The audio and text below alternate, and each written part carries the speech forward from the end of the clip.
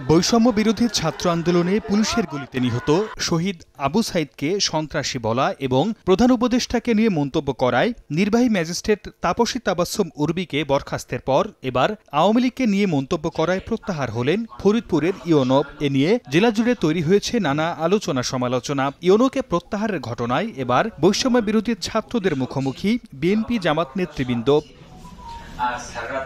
গত বুধবার সকালে ফরিদপুর জেলা প্রশাসক কার্যালয়ে সম্মেলন কক্ষে স্থানীয় গণ্যমান্য ব্যক্তি ও বৈষম্য বিরোধী ছাত্র আন্দোলনের প্রতিনিধিদের সঙ্গে জনপ্রশাসন সংস্কার কমিশনের সদস্যরা মতবিনিময় সভা করেন।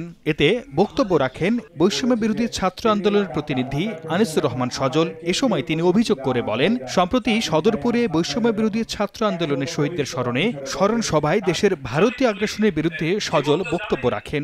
সে অনুষ্ঠানে সদরপুরের ইউনো আল মামুনও উপস্থিত ছিলেন। অনুষ্ঠানের পর আল মামুন সজলকে ডেকে নিয়ে কথা বলেন। সে সময় আল মামুন তার অঙ্গভঙ্গি এবং কৌশলে বলার চেষ্টা করেন আওয়ামী লীগ ফিরে আসবে আজ অথবা আগামীকাল। তিনি আমাদেরকে অফিসে ডেকে পরবর্তীতে ছলে কৌশলে সে বলার চেষ্টা করে Awami League will be come back today or tomorrow.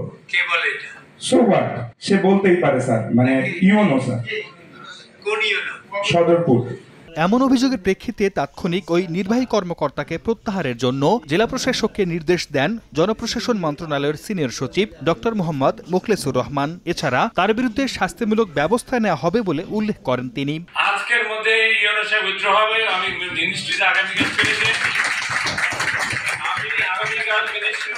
যাই, তাকে সাসপেনশন করব। একটা পরিবর্তিত সরকারের পিছনে যারা এখনো ইন্ধন জোগাচ্ছে, উই ক্যানট সাপোর্ট দেম। যদি কোনো মুরব্বী, যদি কোনো পদ পদবীধারী পুরুষ কাউকে তার এই সমস্ত লোককে এখনো যদি পৃষ্ঠপোষকতা করে, গোপনে আমাদেরকে সংবাদ দেবেন। তবে এমন কোনো মন্তব্য করেননি বলে জানান সদরপুর উপজেলা নির্বাহী কর্মকর্তা আল মামুন। আমি ওরকম কোনো কথা বলিনি, বুঝছেন। ওখানে তো বিএনপি, জামায়াত ইসলাম, তারপর অন্যান্য রাজনৈতিক দলের নেতৃবৃন্দ উপস্থিত ছিলেন। আপনি যদি তাদের সঙ্গে কথা বলেন তাহলে এটা বুঝতে পারবেন। আমি এরকম কোনো কথা বলিনি। হয়তো কোনো একটা বক্তব্য হয়তো মিসলিড করেছে, এরকম হতে পারে। এদিকে বৃহস্পতিবার সকালে জেলা প্রশাসক কার্যালয়ের সামনে ইউনো আল মামুনকে শপথে বহাল রাখার দাবিতে মানববন্ধন করেন উপজেলা বিএনপি ও জামায়াতের নেতৃবৃন্দ। তার বিরুদ্ধে যে একটা মিথ্যা অপপ্রচার, ভিত্তিহীন একটা সংবাদ প্রচার হয়েছে, এই কথাটা সম্পূর্ণ মিথ্যা বানট। আমি সেই মিটিংয়ে ছিলাম, 30 নভেম্বর সমন্বয় মিটিংয়ে আমি উপস্থিত ছিলাম। সেখানে আমাদের ইউনো মহোদয় ছাত্রদের এবং আহত অনুসারীদের সম্বর্ধনা অনুষ্ঠান ছিল। সেখানে উনি যে আজকে ওনার বিরুদ্ধে যেসব কথা উঠানো হয়েছে, এই ধরনের কোনো ভিত্তিহীন কথা উনি বলেন নাই। তার প্রত্যাহারাদেশ প্রত্যাহার করে তার কর্মস্থলে শপথে বহাল রাখার জন্য আমি অনুরোধ জানাচ্ছি। এদিকে ইউনো আল মামুনের বিরুদ্ধে ব্যবস্থা নেয়ার বিষয়ে জেলা প্রশাসক কামরুল হাসান মোল্লার সঙ্গে যোগাযোগ করা হলে তিনি এ বিষয়ে কথা বলতে রাজি হননি। সময় সংবাদ, ফরিদপুর।